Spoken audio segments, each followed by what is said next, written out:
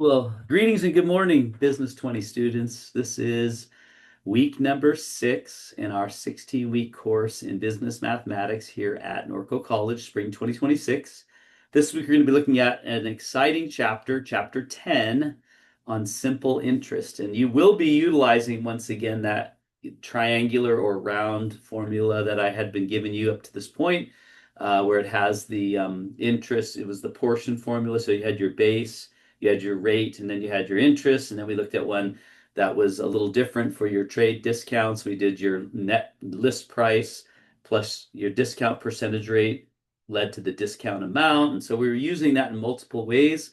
For markups and markdowns, we added a 1 or minus to 1 from our rate in order to get the markup total or the sales price, etc. So now we're going to be taking that same formula and we're going to be adding a third column on the bottom, and that third column is time. So yes, you're going to have your principal amount of your investment, which is the same thing as your base or your list price.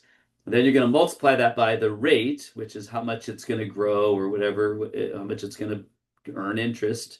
And then you're going to have time, because time is a factor when it comes to interest. And so this is what you're going to be looking at using that formula. And then interest will be the top column. And so if you know the interest and you know the rate, you know the time, you can figure out the principal. If you know the principal, the rate, and the time, you can figure out the interest. If you know the interest and the principal and the rate, you can figure out the time. So as long as you have three of the four categories or four of the factors, you can figure out the fifth one, and or fourth one. Three of the four, you can figure out the fourth one, no matter which ones you have. So that's what you'll be learning about. Now, simple interest is basically saying if I put a certain amount of money in the bank and it earns interest every year, how much am I going to be earning every year, and how much will I earn over 5 years, etc. Different from compound interest. Compound interest is you're getting interest on your interest. Simple interest, you're only getting interest on what you initially invested. And so if you put in $10,000 every year, you're only going to be given interest on $10,000 versus 10,000 plus the interest from the year before.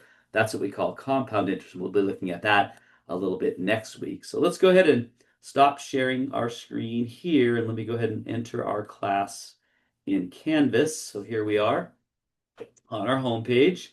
I'm going to scroll down. We are actually still in module number 2 for a few more weeks. And we will be finishing that up with a midterm exam. So here we are, week number 6. So again, we're looking at simple interest and also promissory notes. Promissory notes are just a different way of being paid your simple interest. You're going to be basically taking out it's a promise to pay. So if you give me $1,000 today, I promise to pay you back in 3 years. And the difference between a promissory note and simple interest is they actually take the interest out before they give you the money. So you're basically saying, I'm going to pay you $10,000 in 3 years. So they give you 9,700 today, and then you're going to pay them back 10,000 by the time you're done, and then they get their interest. So it's a little different, but it's the same idea than simple interest. So be looking at that. There's some tables that you're going to need to use for that, etc. So you'll be looking up those when you get to that. But anyway, so you have a read me first for help and help Sienna. So make sure you mark those as done and you read through those. It gives you everything in context. Then you're going to have your study page for simple interest and promissory notes. So work through the problems suggested, check out the video done by me, check out the YouTube, check out the PowerPoint. And then there's a formula sheet for chapter 10 and 11. So that's going to show you the formula that we're using. The little round circle or the triangle. I've drawn it both ways. I'm not sure which way it's on there. And then you have your check-in assignment. So again, you're going to download a worksheet. You're going to work out the problems.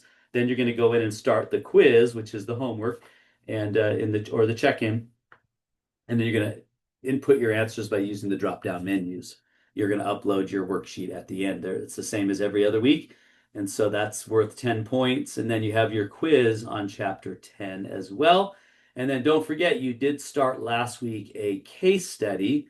And this is on the bride, the groom, and the taxman, and how Michael Smith was single and now he got married. How does that affect your taxes and how much your payroll check is going to be taxed?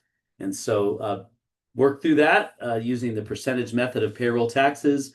This is chapter 9 predominantly, so make sure you review chapter 9, which we did last week.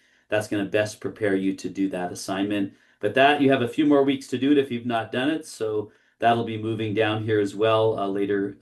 By the time you watch this video, it'll be down here in this list. So that's pretty much it for week number 6. Have a great week. If you have any questions or concerns, please don't hesitate to reach out to me. We can set up a Zoom session if you'd like to, or you can meet me during my office hours in Zoom or in person on campus. And you can find those on the homepage in Canvas under the icon that says office hours. And I'd be happy to meet with you and work through any problems that you're having in math or any other things that you want to talk about. So have a, excuse me, have a great week. And you will once again see me on video for week number 7 next week.